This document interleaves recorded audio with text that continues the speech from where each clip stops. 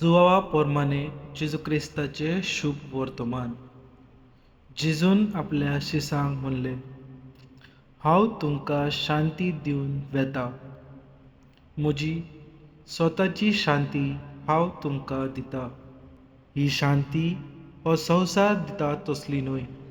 तुमचे काळीज भियोंक दिनाकात आनी भियेनाकात. हांव वेता पूण परतून तुमचे लागीं येतलो. हें तुमी आयकलां.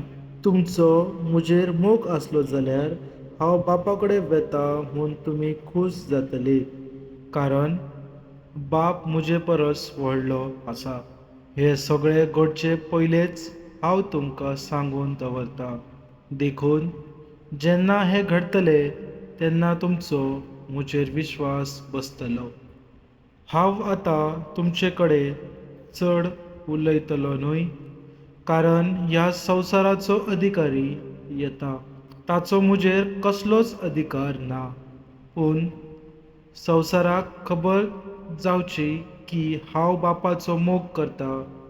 देखून बापान जशें म्हाका सांगलां तशेंच हांव करतां. जेजू क्रिस्ताचे शुभ वर्तमान. हें शुभ वर्तमानाचो सारांश. ह्या शुभ वर्तमानांतल्यान जेजू खऱ्यांनी 3 मुखेल गजाली सांगता. पयली गजाल, भिरांत काडून उडोवप. जेजू जाणा आसा की तो गेल्या उपरांत शिसांक एकचारपणां आनी भंय दिसतलो. देखून तो तांकां सांगता की भियोवपाची गरज ना. जेन्ना आमचेर संकट येता तेन्ना जेजूची शांती आमच्या काळजांत आसूंक जाय. दुसरी गजाल, संवसाराची शांती आनी जेजूची शांती. संवसार आमकां शांती तेन्ना दिता जेन्ना सगळें बरें चलता.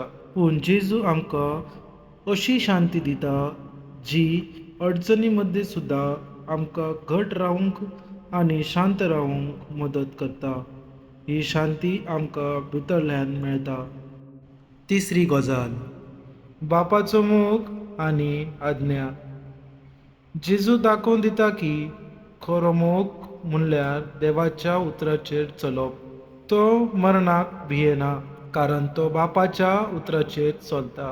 तो आमकां पळोवन हेच शिकयता की देवाचेर विश्वास दवरल्यार खंयचेच संकट आमचेर लुकसाण करूंक शकना.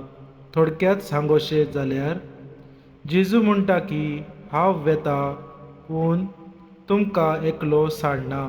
तो आमकां आपली शांती आनी पवित्र आत्म्याची ताकद दिवन वेता. जेन्ना आमचो विश्वास घट आसता तेन्ना आमकां खरी शक्ती मेळटा.